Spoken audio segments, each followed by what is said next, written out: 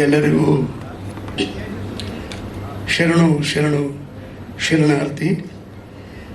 ರಾತ್ರಿ ಎಲ್ಲ ಕಾರ್ಯಕ್ರಮ ಕೊಟ್ಟು ಗಂಟ್ಲು ಕಟ್ಕೊಂಡೈತೆ, ಸ್ವಲ್ಪ ಗಂಟ್ಲು ಬಿಡಲಿ ಅಂತ ಒಂದು 4-6 ಮಾತುಗಳನ್ನು ಆಡ್ತೀನಿ. ನಾನು ಏನೇನೂ ಅಲ್ಲ, ನಮ್ಮದು ಜನಪದ. ನಾನು ಸಣ್ಣವನಾಗಿದ್ದಾಗಲೇ ನಮ್ಮ ತಾಯಿ ಜೊತೆಗೆ ನಾವು ಕೆಲಸಕ್ಕೆ ಹೋದಾಗ ಕಳೆ ಕೀಳುವಾಗ ನಮ್ಮ ತಾಯಿ ಪದ ಆಡೋಳು, ಅವಳಿಗೆ ಹಿಮ್ಮೇಳ ಕೊಡೋದು ನಾವು. ಅದು ಯಾವ ಪದ ಅಂದರೆ,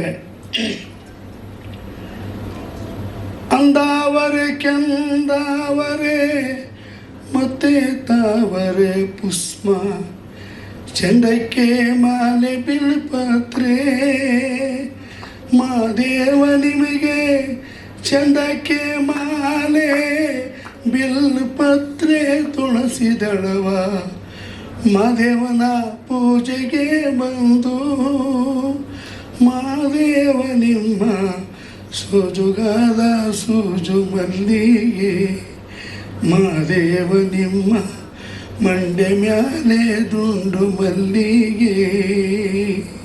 ಇದು ಮೂಲ ಜನಪದ. ಅದನ್ನು ಇವತ್ತು ಯಾರ್ಯಾರು ತಪ್ಪು ಆಡ್ಬಿಟ್ಟಿದ್ದಾರೆ, ನಮಗೆ ನೋವಾಗುತ್ತೆ. ಸುಮಾರು 12 ವರ್ಷದಲ್ಲಿ ನಾನು 13 ವರ್ಷಕ್ಕೇ ಈ ಜನಪದ ಹಾಡುಗಳನ್ನ ಆಡೋದಕ್ಕೆ ಪ್ರಾರಂಭ ಮಾಡಿದ್ದು. ಹಲವಾರು ತಪ್ಪುಗಳು ಮಾಡ್ತಾರೆ, ಹಳೆ ಬೇರು ಹೊಸ ಚಿಗುರು. ಈಗ ಆಡಿರ್ತಕ್ಕಂಥವರು ಅಂದಾವರೆ ಮುಂದಾವರೆ ಮತ್ತೆ ತಾವರೆ ಪುಷ್ಪ, ಚಂದಕ್ಕಿ ಚಂದಕ್ಕಿ ಅಲ್ಲ, ನೀನು ಚಂದಕ್ಕೆ ಮಾಲೆ ಬಿಲ್ಪತ್ರೆ, ನೀನು ಕೊರಳೆಲ್ಲ ಮಾಲೆ ಹಾಕೊಂಡ್ರೆ ಏನು ಚಂದ ಕಂಡೆಯಪ್ಪ ಮಾದೇವ. ಇದು ಪದದ ಅರ್ಥ. ಹಾಗೆ ನಾನೇನೇನೂ ಅಲ್ಲ, ನಾನು ಡಾಕ್ಟರ್ ರಾಜ್ಕುಮಾರ್ ಪರಮ ಭಕ್ತರು. 99 ಸಲ ನೋಡಿದ್ದೀನಿ ಬಂಗಾರ ಮನಸ್ಸು ಸಿನಿಮಾನ. ಆವತ್ತಿನ ಕಾಲಕ್ಕೆ ಅವ್ರ ಸಿನಿಮಾ ಅಷ್ಟು ಯಾವ ಸಿನಿಮಾಗಳನ್ನೂ ನೋಡ್ದವನಲ್ಲ. ಶಬ್ದವೇದಿ ಸಿನಿಮಾ ಬಿಟ್ಟ ಮೇಲೆ ಎಲ್ಲ ಊರವರೆಲ್ಲ ನನಗೆ ಫೋನ್ ಮಾಡ್ತಾರೆ, ಅಣ್ಣ ನೀ ಚೆನ್ನಾಗಿ ಆಡ್ಬಿಟ್ಟಿದೆಯಾ ಕಣ್ಣು, ಮಾದೇವ ಸಿನಿಮಾದಲ್ಲಿ ಆಡ್ಬಿಟ್ಟಿದೆಯಾ ಅಂತಂದ ಮೇಲೆ ತಾಡಪ್ಪ ನೋಡವ ಡೈರೆಕ್ಟ್ರು ಫೋನ್ ಮಾಡಿದ್ರು.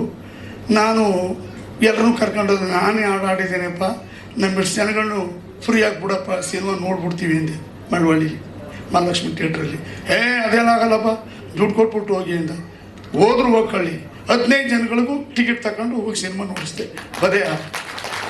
ಈಗಲೂ ನಾನು ಎಲ್ಲ ಊರಿನಲ್ಲಿ ಕತೆ ಆಡುವಾಗಲೇ ಹೇಳ್ತೀನಿ, ಈ ಸಿನಿಮಾ ಒಳ್ಳೆ ಅದ್ಭುತವಾಗಿ ಬಂದೈತೆ. ಒಂದು ಗ್ರಾಮೀಣದಲ್ಲಿ ಏನಿದೆಯೋ ಅದನ್ನು ಅಭಿನಯ ಮಾಡಿದ್ದಾರೆ. ನಾನು ಕೇಳ್ಕೊಳ್ಳೋದಿಷ್ಟೇ, ಮಾದೇವ ಪ್ರಯತ್ನ ನಮ್ಮದು,